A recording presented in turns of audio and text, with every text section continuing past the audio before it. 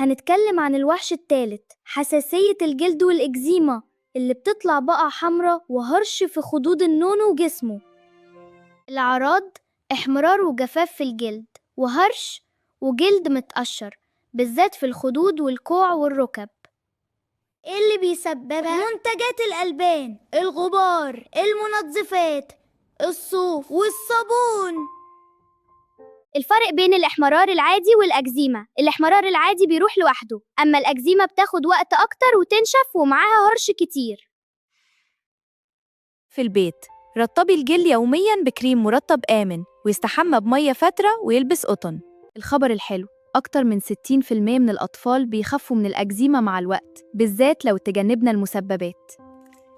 وده كان عن الإكزيما. ايه رأيك نروح لآخر حاجة، حساسية الطعام؟